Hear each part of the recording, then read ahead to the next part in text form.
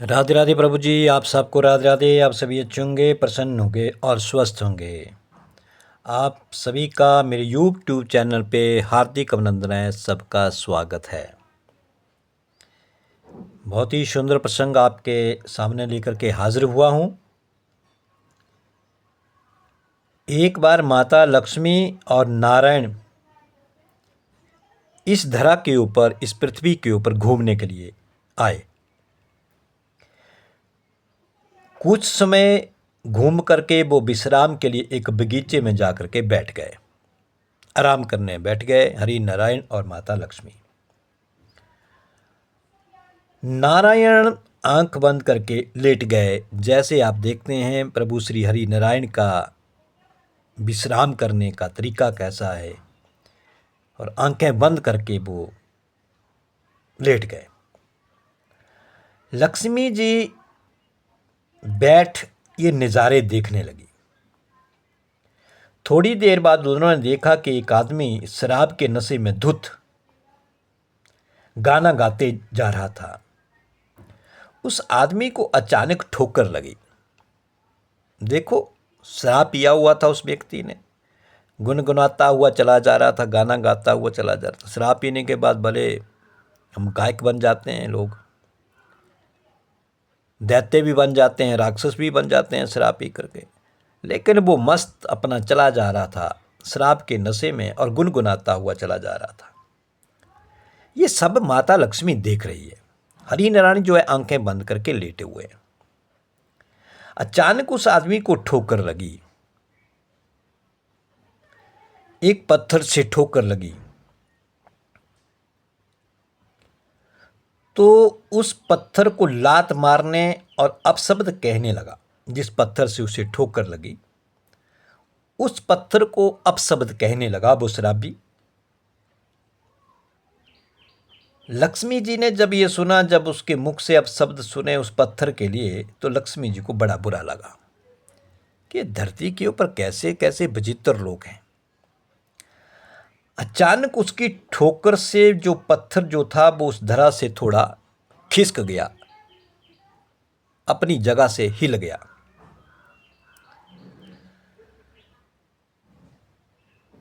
वहां से एक पोटली निकली। उसकी नज़र उस व्यक्ति की, जहां से वो पत्थर हिला था, जहां से वो पत्थर ठोकर से हटा था, उसके नीचे एक पोटली उसे दिखी। उस शराबी व्यक्ति ने वो पोटली जो थी वो उठा ली और उठा करके देखा तो उसमें हीरे जवाहरात भरे थे, कुछ सोने चांदी के सिक्के थे। वो खुशी से नाचने लगा और पोटली उठा करके वो अपने घर की तरफ रवाना हो गया। ये सब माँ लक्ष्मी जो थी वो देख रही है। लक्ष्मी जी हैरान हुई। उन्होंने पाया ये इंसान बहुत झूठा, चोर और शराबी, गाली गलौज करने वाला, अपशब्द कहने वाला, सारे गलत काम करता है। इसे भला ईश्वर ने कृपा के काबिल क्यों समझा? इसे ठोकर लगी तब भी इसने इस पत्थर को गाली गलौज किया, अपशब्द कहे, जबकि इस पत्थर का कसूर नहीं था। पत्थर इसके चलने में कसूर था, इसके अपने आप में कसूर था, जो देख के ना चले, शराब के नशे में धुत था। लेकिन भगवान ने इसके ऊपर ये कृपा क्यों की? ये कृपा के काबिल क्यों इसको समझा? उन्होंने नारायण की तरफ देखा, मगर वो तो आंखें बंद किए मगन थे, आंखें बंद की हुई थी। तभी लक्ष्मी जी ने एक और व्यक्ति को आते देखा। उस बगीचे में बैठी हुई लक्ष्मी ने एक व्यक्ति को और आते हुए देखा। बहुत गरीब लगता था, लाचार था। उसके पहनावे से ही, उसके चाल ढाल से ही, उसके रूप रंग से देखने से ही पता लगता था कि एक बहुत ही दरिद्र, बहुत ही गरीब है और बहुत ही मुसीबत में ही है। कई बार किसी को देखने से भी इंसान का, उसके भाव का पता चल जाता है, उसके मन के भीतर क्या है, उसके विचार कैसे हैं, वो देखने से ही पता चल जाता है।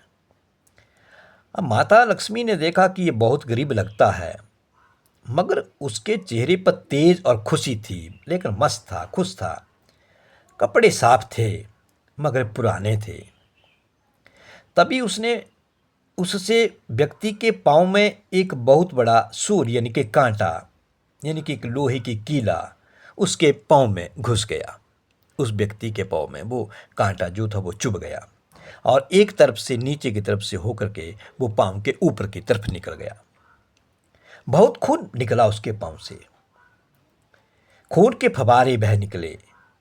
उसने हिम्मत कर उस कांटे को निकाला, चीखा, पाँव में गमछा अपना जो कंधे के ऊपर रखा था उसको फाड़ करके अपने पाँव में बांधा, प्रभु को हाथ जोड़ करके धन्यवाद किया और लंगड़ाता हुआ चल पड़ा।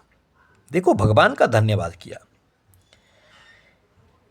इतने अच्छे व्यक्ति की ये दशा उन्होंने पाया। नारायण अब भी आंखें बंद किए पड़े हैं और बड़े मजे से आंखें मूंदे हुए मगन हैं।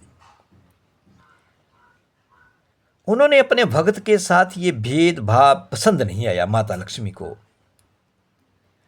उन्होंने नारायण जी को हिलाया, हिला करके उठाया। नारायण ने आंखें खोली और खोल करके मुस्कुराए। लक्ष्मी जी ने उस घटना का राज पूछा तो नारद ने जवाब दिया।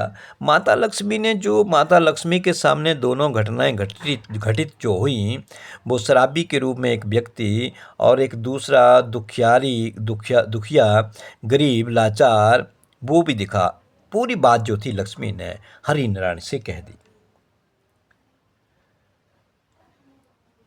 और माता लक्ष्मी ने इस घटना का राज पूछा तो नारायण ने जवाब में कहा, लोग मेरी कार्यशैली नहीं समझे।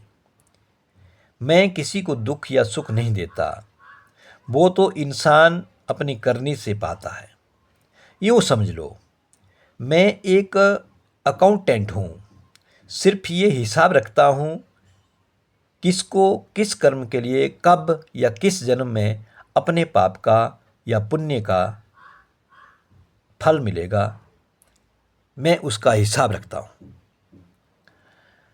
जिस अधर्मी को सोने की पोटली मिली, दरअसल आज उसे उस वक्त पूर्व जन्म के सुकर्मों के लिए पूरा राज्य भाग मिलना था, मगर उसने इससे जन्म में इतने विकर्म किए, इतने बुरे काम किए, इतना दुराचारी बन गया कि पूरे राज्य का मिलने वाला जो खजाना था वो घट करके एक पोटली में केवल कुछ सोने के सिक्के, कुछ चांदी के सिक्कों के रूप में वो तब्दील हो गया। लेकिन माता लक्ष्मी ने कहा तो वो जो दूसरा जो इंसान था, जो गरीब था, लाचार था, भला आदमी था और जिसने आपका धन्यवाद भी किया, जबकि उस शराबी कबाबी को जो सोने की पोटली मिली उसने तो आपका धन्यवाद तक का तो क्या कहना, आपका स्मरण भी बिल्कुल नहीं किया। लेकिन जिस व्यक्ति को पाँव में वो सूल चुभा, वो कांटा चुभा, जो कीला चुभा, उसने उस किले को निकालने के बाद भी प्रभु का स्मरण किया, आपका धन्यवाद किया।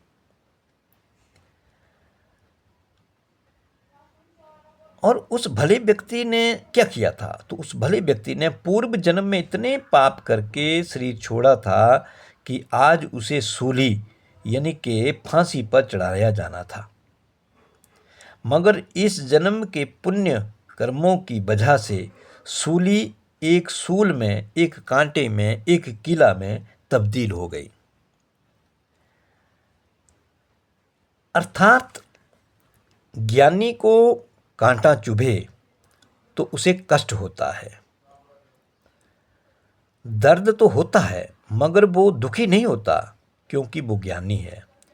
दूसरों की तरह वो भगवान को नहीं कोसता कि भगवान तूने ये क्या किया, बल्कि हर तकलीफ को प्रभु इच्छा मान करके, इसमें भी कोई भला होगा मान करके, हर कष्ट सहकर भी प्रभु का धन्यवाद करता है। तो आगे से आप भी किसी तकलीफ में हो तो विचारिए, विचार कीजिए, सिर्फ कष्ट में हैं या दुखी हैं, सच्चे दिल से प्रभु पर विश्वास से आपकी आधी सज़ा माफ़ हो जाती है और बाकी तकलीफ़ सहने के लिए परमात्मा आपको उस खुशी को झेलने की हिम्मत और मार्गदर्शन देते हैं। तो ये इतना सुंदर प्रसंग था। इसमें कहने का भाव क्या था कि आज हम जो कुछ पा रहे हैं, जो हमारे पास है, गाड़ी बंगला सब कुछ है, वो हम अपने पिछले कुछ नेक कर्मों की बदौलत ही पा रहे हैं। और अगर आज हम कुछ पा नहीं रहे हैं, हम गरीब हैं, लाचार हैं, दरिद्र हैं, कमज़ोर हैं, अच्छा खान पान नहीं है हमारे पास, भरपेट भोजन नहीं मिलता है, तो कुछ हमारे जो कर्म थे पीछे वो हमारे अच्छे नहीं थे। इसलिए आज हमें ये दुख, ये तकलीफ़, ये गरीबी देखने को मिल रही है। लेकिन जब हम अपने जीवन में उस प्रभु का स्मरण करते हैं और प्रभु का भजन करते हैं और हर चीज़ के पीछे, हर नियति के पीछे उस भगवान का शुक्रिया करते हैं, तो भगवान फिर हमें उन पिछले किए हुए बुरे कर्मों को वो सूक्ष्म कर देता है, कम कर देता है, छोटा कर देता है।